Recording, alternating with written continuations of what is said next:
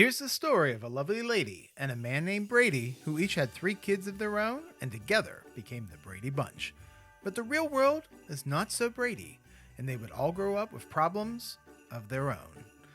14 years after the final episode aired, Mike, Carol, Greg, Marcia, Peter, Jan, Bobby, and Cindy, and of course Alice, reunited in A Very Brady Christmas in 1988.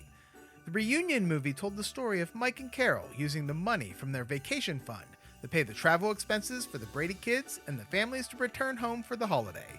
Everybody brings home personal problems that they must overcome to have a very Brady Christmas. I invited the Christmas Cousins podcast to discuss A Very Brady Christmas. Chad, a holiday devotee, and his cousin Seth, a festive freshman, are embarking on a journey through the seasons as Chad guides Seth through the whimsical wonders of each holiday. Together, we discuss the movie, Brady facts, and realize that Bradys have problems just like us. Chad and Seth, welcome to Christmas Aficionado. I know mine and your audiences were clamoring for us to cover this TV movie. What did you think of A Very Brady Christmas? Thank you for having us. What an honor, Seth. Yeah. We always discuss we wanted our family to be like the Brady family, and now this is our opportunity. So Absolutely. Yes, just being here with this blue background is magical, frankly. Thank you, cousin Joe, for bringing this lifelong dream to fruition here today. So. Hopefully you dole out wisdom just like Mike Brady does throughout this episode, because that guy always knows the right thing to say. It's amazing. Yes. So what did you guys think of the movie? Just give me your quick overall opinion. Chad, I'll let you go first. Well, I thought it held up well. It was true to the original series, which I wasn't sure how it would be with the cast coming back together. I mean, aside from Cindy, they all got back into the characters perfectly. So overall, very much enjoyed it, captured the true essence of the series. And actually, I might have liked it more than some of the other episodes. Wow. Seth, what did you think? Yeah, I enjoyed it as well. It was, I had thought I had seen it years ago, and I thought it was going to be a refresher, but it turns out, excuse me, I had never seen it. So it was new. So it was, and watching it now, knowing that it was done in the 80s, early 80s, I think. 85, I think. 85? 88. Oh, okay. So a little later 80s. Yeah, it was really cool to kind of see they grew up, what they were doing with their lives, and it's so see all the some of the pitfalls and obstacles they might go through. So Yeah, Seth, the 80s, you were all about just raiding the stock market and big piles of white stuff and going crazy and red Ferraris. You weren't watching the Brady Bunch, Seth. That was the 80s, so not your time. So right, I mean, that was a crucial time. That 12 to 15. You don't remember much of it. Right. Right. They got a lot going on in those 3 years. So as I talked about, the Brady Bunch kids, they grew up and just had problems of their own. And some of the problems are absolutely ridiculous. Some of them are dumb, and some of them are just somewhat concerning. You should probably worry about that. So, are you ready to rank the 9 different Brady Bunch problems from ridiculously dumb to concerning? So, I was born ready. All right, first up. That's good. Mike Brady. Mike has a complicated client in Ted Roberts. They disagree and have differences of opinion on structural modifications. The plans are within building and safety code requirements, but Mike is insisting on additional structural modifications that Ted believes are unnecessary and very expensive.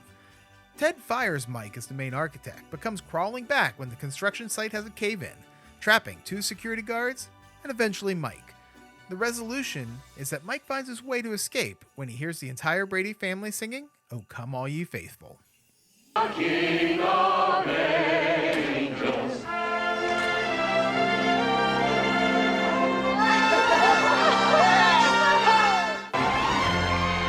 Folks, this is a Christmas story with a really happy ending.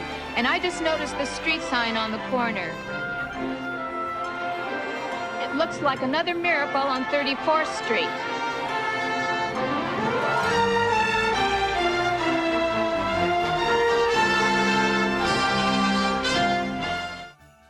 So, where does this issue and problem rank Should Mike be concerned about it, or is it just ridiculously dumb?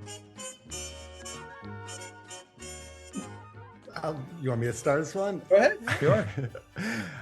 I think it's it could have been a different scene, but I put it up there because when Mike goes to see him initially, goes to see Ted, after Ted has had that phone call with Carol.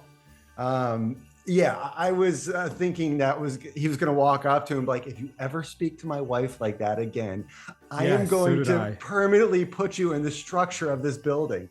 So ironically, the thing collapses. So that did not happen. But where would I put?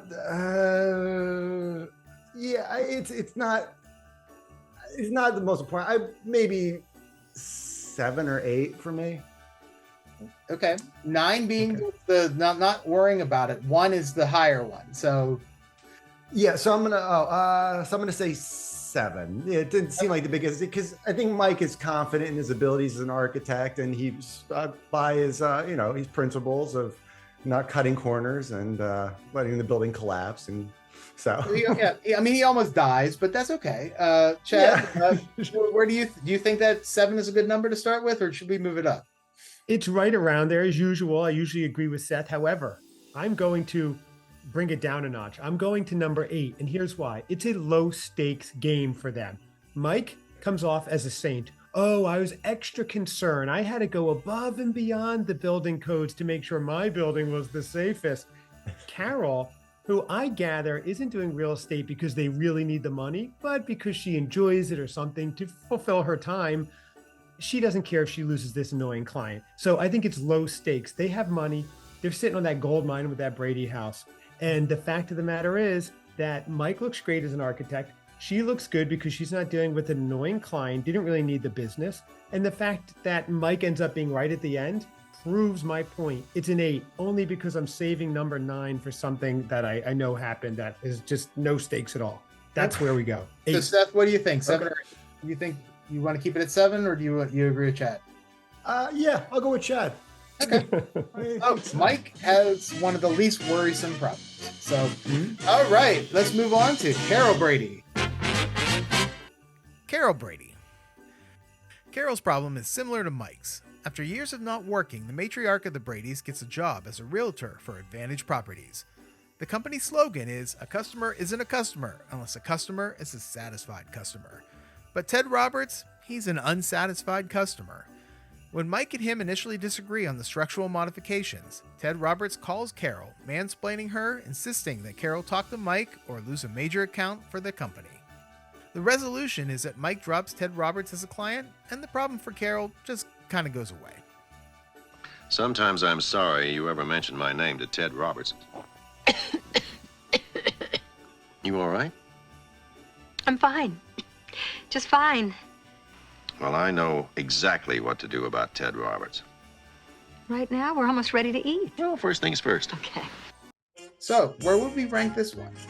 If I can start here, Seth, if you don't mind, Yes, because this please. is a compendium to the last one. So this is number 7, and it's very low stakes because, as I said, I don't think Carol needs the job. However, she still has a reputation to uphold, and she likes her clients to be happy, and the other people she works with may need this client, whether she does or not. So the stakes are slightly higher. However, it's only a little bit higher than Mike's because Mike's is a win-win. He loses a client because he's overly concerned about public safety. Carol has a chance to look bad and not help out her office, but for her personally and her family, she doesn't need this job.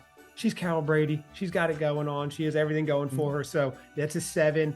He's an 8. I'm holding off for number 9. And I don't think anything's beating number 9. What do you think, Seth? You agree with him?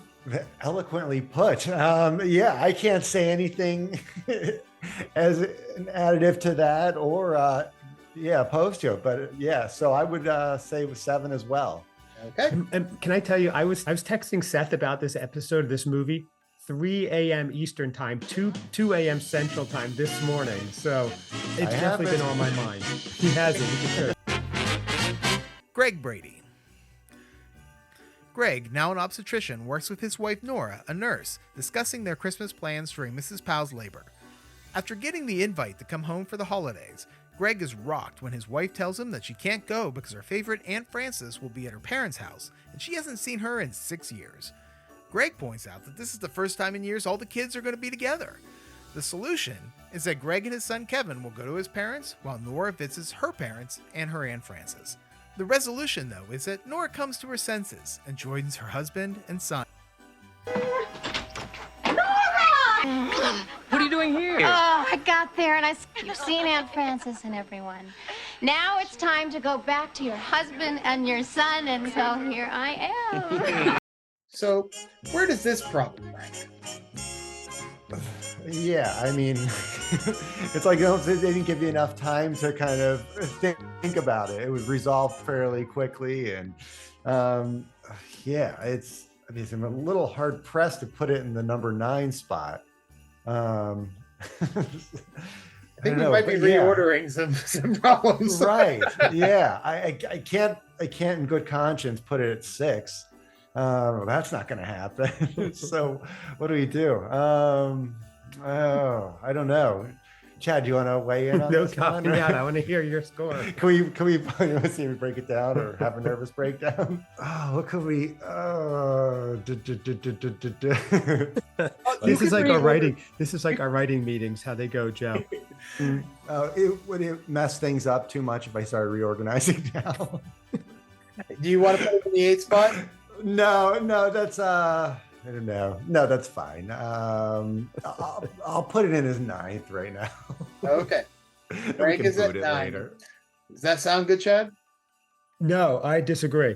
I have Greg. I'm not doing this anymore. I have Greg at the 6th spot. Okay. He could end up slightly higher. I was on the fence because not spending the holidays as a full family is a big issue. Not for Christmas. Now he's sitting there feeling guilty that his wife is now with her parents, but not with their kid. So he's with the kid, he's with his family, but they're not together. So for him, it's a bittersweet Christmas. This has real issues attendant to it. She may harbor negative feelings about this. This may come up around the next Easter where she brings it up. He may never be able to see his family again without having her bring it up and go, remember that one Christmas 88? Do you remember? Yes, I remember. At that time, it was easier dealing with Gorbachev. So I think this has to be 6. It could be higher, except we've got other bigger Brady issues going on. So I'm sticking with 6. I wish I had my sound effects. Ding, ding, ding. Does that sound good? Yeah, that's fine. Okay. Yeah, take it from the 9 spot. All right. I'm so intrigued what Cousin Chad's number 9 is going to be. Marcia Brady. Marcia's husband Wally is let go from the Tyler Toy Company after a merger and consolidation. He was a salesperson who opened up new toy markets, but we will learn in later Brady reunions that Wally just can't keep a job. She also has a terrible son Mickey who seems to be a nightmare and talks too much. They accept Carol's offer to fly them home, but vow not to tell anybody in the family that Wally lost his job. The resolution is because Mickey blabs to Mike that his dad lost his job, Mike organizes Wally to meet the owner of Prescott Toys and secures a new job for Christmas. Well, I haven't been honest with the family. I lost my job. And because I wasn't honest, I almost lost a wonderful new job I got from Mr. Prescott. Don't be sorry. Just be Wally. Hear, hear.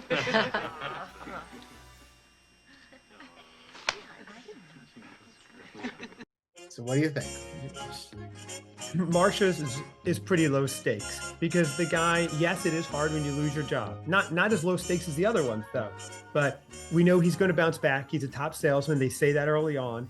And the toy business is booming in the late 80s. Nintendo's coming out. We still have KB Toys. We have Toys R Us. We have all these places to sell it. So he's going to bounce back nicely. And he said, we don't have a ton to live on, but we do have to be worried about what we're saving. They've got parents who clearly have extra money too. I wasn't worried about them not eating. So I'm putting this right above where we had, okay, so number 5 then. 5. Marcia at 5? What do you think? Yes, we have 5, 6, 7, and 8 right now so far. Yeah. With Wally and Marcia, their situation, like Chad, I know it's not completely dire straits. I think the bigger issue is Wally's mental stability. He tantrums like a child. um, which he should be able to control that. I mean, how does he go in front of customers or clients and stuff and present? I mean, that if he doesn't get an answer he likes. So that was a little concerning. And she doesn't have the wherewithal. If you're discussing matters, important matters and things like that, don't do it in the middle of the night right in front of your kid. Waking them up so they can be part of it. They're not going to Christmas time. Yeah, at Christmas time. Yes.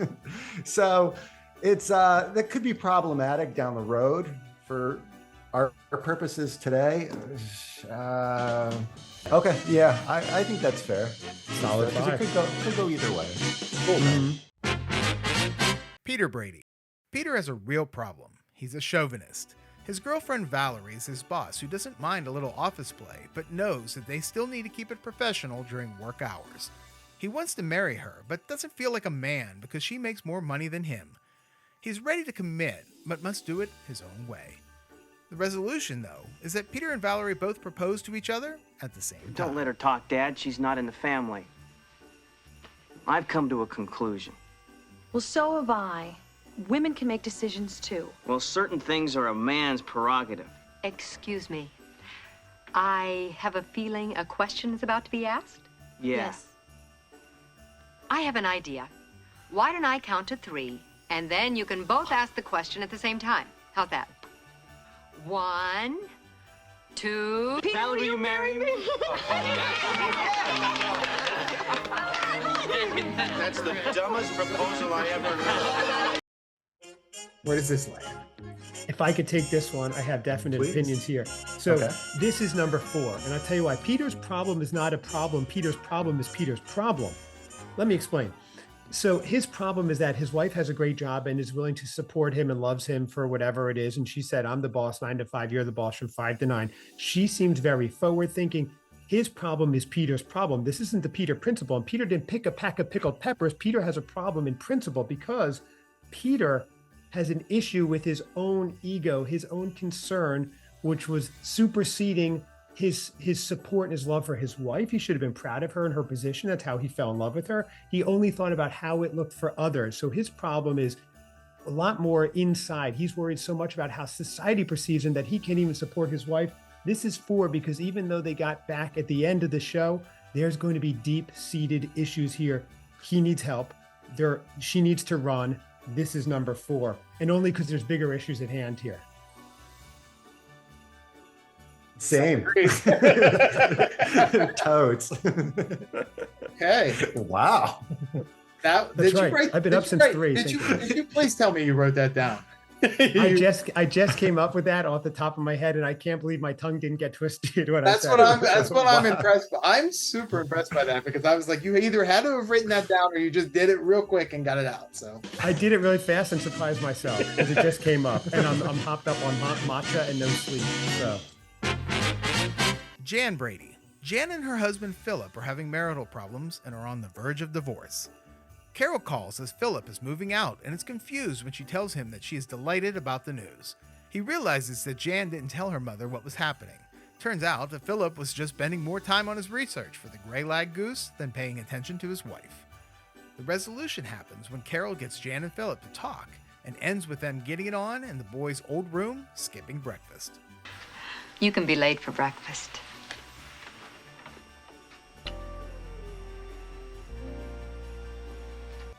Where's this fit? Seth, what do you think? I mean, it's if you hold the sanctity of marriage in high regard, it's a pretty big issue. But yeah, I mean, if that is the reason, they're I'm sure it's bigger than just that bird or what was it? The gray-lag goose. Gray-lag goose. And we have the 1st, 2nd, 3rd, and 9th spot open. Mm-hmm. I'd go 3. The 3rd place one ranking. Yeah, okay. Yeah. I'm almost there with you. I'm almost there, but I have this in the number 2 place, and I'll tell you why. Their marriage is done. Jan's got issues. He agrees magnanimously, the husband, agrees to go spend Christmas with the family, even though he knows getting divorced. So they're getting divorced. So he's doing it for his future ex-in-laws at this point, we think. Yeah. A minute later, he goes to carry his stuff out. Jan puts her feet up on the coffee table and blocks his way in such a petty manner. I'm going, oh, she's got some real issues here. So there's that. Then they get there. Again, this guy has done all this sacrifice for her family. And then she makes him sleep on a chair that's not even solid. That's number 2. Number 3, she's jealous of this research he's doing. So any successful marriage, I've been married 20 years. A successful marriage, you have to let each person in the couple grow and be free and grow as people as you grow together as a couple. If she's going to be jealous of his passion, his work, he's going to now start just holding such resentment towards her. They cannot make it, these two. She's got major issues. He needs to head for the hills as well. This has to be number 2 because it's done. So whatever you guys think, but I think it's a major problem. I think that by now they're done. They've been done for years, decades. Yeah. It was all a big farce, the entire marriage. Uh-huh. So what do you think? Yeah. You think Chad's right? Yeah, see, everyone can now see the compelling argument that Chad presents. This has got me into this whole thing. But yeah, so let's move it up to number 2. Look at her history. She was always jealous of Marcia. Now she's jealous of her husband's career, of the people her husband's studying. She should have dealt with this as an adolescent. And shame on Mike and Carol for not getting her help. Yeah. And I think we can all be happy for Chad's wife, because if he wants to start doing research on the gray-lag goose, she's going to be supportive of him. Yes, thank you. She will. And I'm thinking of doing that, actually. I'll be researching Grey Goose. I'll be researching Grey Goose this weekend. I want a full report next time we talk. So yes, just the vodka. Yes. Bobby Brady. Everybody thinks Bobby is in graduate school, studying for a degree in business administration. What his family doesn't know is that he dropped out of school to become a race car driver. He has a dream of one day racing in the Indianapolis 500, but knows that if his family knew what he was doing, especially his mother, they would worry. The resolution is that Bobby tells his parents, and they give their blessing. I never wanted to hurt you either, but I'm not in graduate school anymore. I dropped out a year ago to become a race car driver. Bobby, race car driver? I know that you and Dad really want me to finish my business courses. Yes, we do. Bobby, it's so dangerous. Bob. Well, I didn't always do what my parents wanted me to do.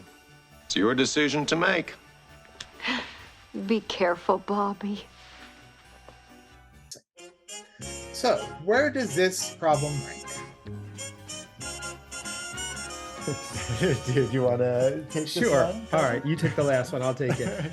It seems like Bobby's issue would be small, right? Okay, he wants to be a race car driver. He doesn't. We all want to be professional race car drivers. Maybe he doesn't make it, but it's actually a way bigger problem than it seems because he is completely anchorless. He is floating. He now dropped out of his education for this dream where there's an infinitesimal chance of him actually making it as a race car driver. There's the risk of being a failure at it. There's the risk of accidents and injuries. I don't know what the stats are, but it can't be great. So now he doesn't have the degree. He's also stuck where if he doesn't make it, he's always going to feel like that got away and he didn't try it. And he's got no path forward right now. I think this leads to major issues. I think he gets a car crash, gets hooked on painkillers. I don't know what the follow-up was. I believe, wasn't there a follow-up where he had a drinking issue or something? No, that's Marcia. Oh, that was Marcia. Okay. So I don't see it ending well for Bobby here. The race car thing, I don't think is going to work out. And now he doesn't have the degree he should have. And the fact that he's like, 28, 25 at this point and can't tell his parents what he's doing, that's a problem too. So that for me was number 3, I think. Number 3, because we had Jan at number 2. Mm-hmm. I think I would agree with that. Yeah, I did a similar risk assessment for him. It was it didn't look good for the future. And I don't want to minimize anybody who has these addictions and things, but I could just see he's going to have problems and issues, and it's not going to go well for him. I'm taking it as a serious world scenario, and I think he's just setting himself up for a letdown. Well, Don't chase your dreams, Bobby. Give it up. I think I'll spoil alert for you. Mm-hmm. This series, The Bradys, which takes place a couple years after this episode, he's still a race car driver, and he actually races in the Indianapolis 500. Wow. But he crashes and he paralyzes himself. So what? Yes, Bobby Brady becomes paralyzed. But the good thing is, he marries his wife, who's played by Martha Quinn. Oh wow. He's paralyzed. He's like wheelchair, like waist down. He's in a wheelchair. Yeah. So if he listened to me and gave up that daydream and got back to school, he would have been fine. Wow. Yeah. Interesting. Wow. Okay. Did you know that? Theory that you? No, I had no idea. Yeah. Sure. I mean, really. they're not. The Brady series doesn't have anything Christmas in it, so I'll never cover it on my channel. But it is a interesting take on drama TV. Yeah, really. They went full on with that. I mean, Cindy Brady. Other than looking very different, Cindy is dealing with how her family sees her. Nobody asked her if she would come home. They just assumed she would, even though she has been planning a ski trip with the guys. She wants respect for her family to treat her like an adult and no longer that little girl in pigtails. The resolution is that Cindy is offered a seat at the adult table instead of the kids' table. I didn't really want to come home for Christmas. You didn't? Well, I did, but see, the girls, they planned this big ski weekend, and I was supposed to go. But then you called, and I felt that I had to be here. I wanted to be here. I just don't know why nobody asked me. You're right. We should have asked you to come home and instead of telling you. Cindy, would you like to come over now and sit with us at the big table? Oh, Mom. Thanks for asking, but we've got a game going here. So, how big of a problem does Cindy have? Seth, what do you think? I mean, we have our top and last spots available. Right.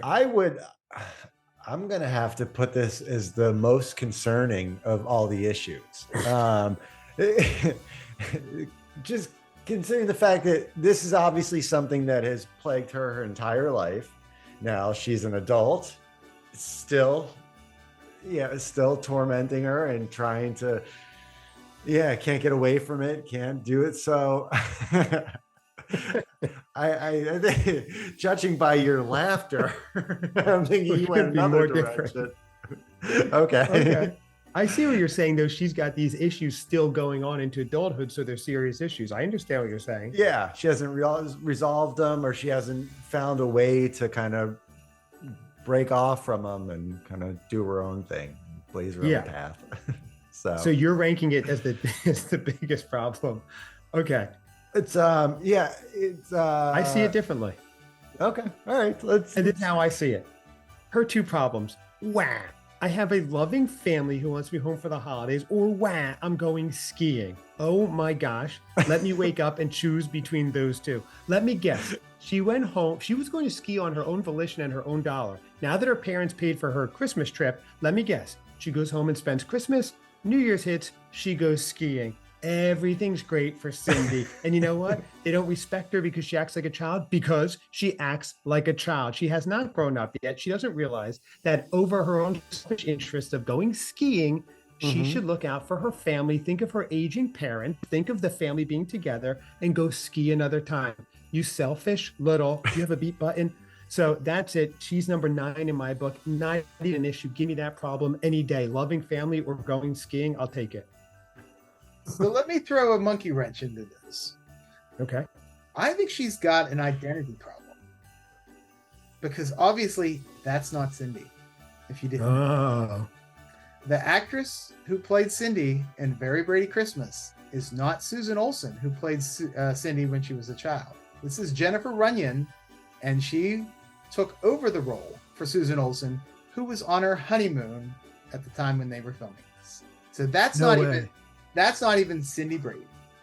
So Cindy wanted to be in it, maybe, but she was just on her honeymoon, so didn't reschedule. There's a lot. Yeah, there's a lot of discussion of whether or not that was the excuse, or she wanted more money. It's one of the two. Wow. But yeah, I didn't know if you guys knew that, but that's not the actress who played Cindy when she was. Yeah, I knew that. Yeah. Could you tell that, Seth? You could, right? It's pretty obvious, I think.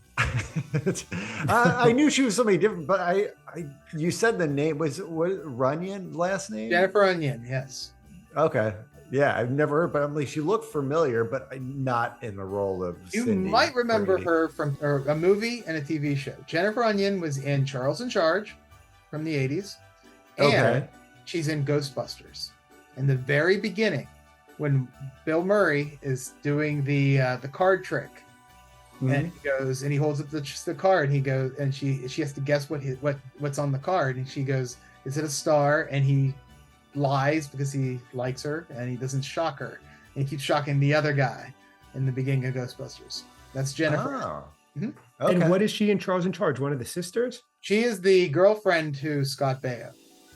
Oh, okay. So, yeah, because I was wondering why the real Cindy wasn't there. They just replaced her. And the whole time I'm watching this actor act, I'm thinking she must be in her head going, holy cow, I got bumped into the Bradys. Like this was a primetime special. Like what a gig to get. I mean, it was, I'm sure, must-see TV at the time. And the whole time I'm thinking, wow, she must be just thrilled to book this. But that's interesting. So, right, she's totally different person, but still a different person with two problems, a loving family and going skiing. Two good problems, no matter who you are. So 1 or 9, what do you guys think? My 9 for sure. Not a problem. Give me that problem today and I'll deal with it. Seth, what do you think? You want to agree with him? I don't know. I think that I understand the thing about with this new information. I don't know that it changes it too much for me, at least. Yeah. I see your point, Seth. She's a grown-up and still dealing with these issues of being treated like a kid. Do we have to agree? Well, I think we can rearrange them. So if you want to keep it at 1 for now, that's fine. Okay. Yeah. We'll see. I think once we go over 1, Seth, my 1, you may agree with 1. So we'll see. Okay. Okay. Yeah. Joe, could you have ever predicted the most important problem and the least important problem are the two going head to head right now? You think it'd be like 2 and 1? I thought for sure Cindy was the least problem. I had that too, but can I give a little inside tip? At our family gathering, Seth still sits at the kid table, so I think that may be the issue going on here. Right. But it's even the kids have aged, and I'm still there. So but it's a giant kids table because he's super rich, right? That's right. Exactly. True. Alice. Besides not being able to find her pies, Alice stays with Mike and Carol after getting a letter from her husband Sam the butcher. He walked out on their marriage for another woman who he fell for like a pound of ground chuck. Apparently, after trading a few meatloaf recipes, Sam started seasoning her rump roast. It's a shame because Alice and Sam, they were always kind of like liver and onions. But the resolution is that Sam arrives dressed as Santa Claus and asks Alice for forgiveness. Did you say you had a present for me? Yeah, I brought you me. Sam? Do you have it in your heart to take me back? Sam, don't you ever do anything like that again. Oh, I won't, I promise. You're top sirloin. Next to you, everybody else is just chopped liver. Looks like we all got our Christmas wishes. We wish you a Merry Christmas. So, is this the worst problem or the least dumb, ridiculous problem? 9 is left, so right now Alice is at number 9, but we can rearrange that order based on what you guys want. So I'm going to let you guys decide what is the final order. Currently, I'll just read through it. It is Cindy, Jan, Bobby, Peter, Marcia, Greg, Carol, Mike, and Alice. Basically, the choice, Seth, comes down to what's worse, infidelity or ski trip? That's what you have to decide. If you want to frame it that way, I'm going to go infidelity or lifelong self-repression. Yeah. I had a major issue with this guy. First of all, There's a saying we have in Jersey, disgraziata, okay? So this is a total disgrace what this guy does. He cheats on her. My favorite part of the whole special was when Alice comes back, and they go, welcome home, Alice. I didn't think I'd get feelings out of it, but I really felt like that was a warm and cozy moment. My favorite part was the three of them together. I love that. However, what he did to her is inexcusable. And the way he just barges back in as Santa and goes, I found the errors of my way, after he did what he wanted, after he thought only of himself, he's a butcher, putting his brajol where it shouldn't go, as we would say. And all of a sudden he just says to her, I'm sorry, I won't do it again. And she's like, oh, okay. And she's so magnanimous and forgives him. But it was inexcusable what he did. I don't trust this guy at all. I didn't trust him back at the original series. I didn't know what he was doing back in that frozen section where they got stuck that one episode the whole time. So I don't trust him. I don't like him. And he thinks it's okay if he dresses like Santa, and the whole family just excuses him. Mike should have picked him up, thrown him out, or Seth said, buried him back with the building that they were building. So he should be sleeping with the fishes. I don't like him. I don't trust him. Alice deserves better. Alice is better off just with them. And I loved when she came back and she was still wanted to be the maid role, because that's how much she loved her, to the housekeeper. That's my thought. I don't think it's going to last, and he's going to do it again. Once a cheater, always a cheater. Mm-hmm. Wow. So, Seth, you want to rearrange and put Cindy as last now, and Alice having the worst problem?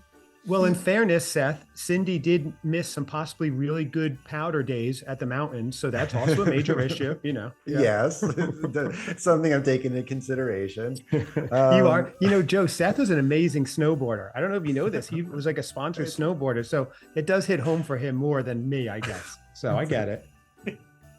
Yes, it was touching. I don't know. I guess as you were going through it, I was listening.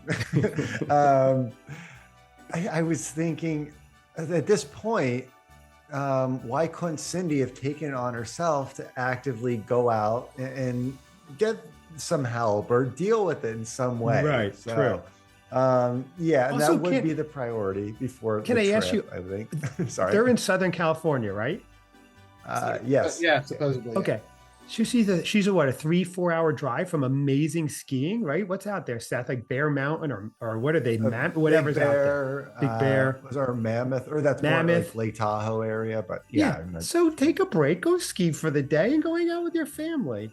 It's still, what's the guy's name? Alice's husband? Sam. Sam the butcher. Graziad, Sam. Oh, this guy just shows up. Hey, I'm sorry, I saw the error of my ways. Yeah, sure. Until the next lady walks by, it's not right. So, do we want to rearrange him? Rearrange. That is very concerning. I guess it's I guess that's a more immediate issue, so that has to be dealt with. And again, Cindy never actively did anything to kind of change her situation. So. And let's fast forward 1 week. Who's in the worst situation? Now, Alice is sitting there stewing because she's with Sam, and now it's hitting her. I was caught up in the spirit of the holidays. I forgave you. But now I'm sitting next to this guy that I don't trust anymore. And a week later, Cindy's back at college going, hey, guys, ski trip? So who's doing badly a week later? And she still has the loving family. Alice had no one to go to. She has no family. The Bradys and us, we're her only family, the Brady fans. So she's got issues. Okay. So why don't we finalize? It got tears. It's got to be number one. It's got to be. All right, you can have it. All right. Do we want to rearrange anybody else, or do you feel good about the order that you have? I like the order. What do you think, Seth? Yeah, I'm good with it. I can't stand to watch Cousin Chad. Listen, get any more tear. Shed another tear.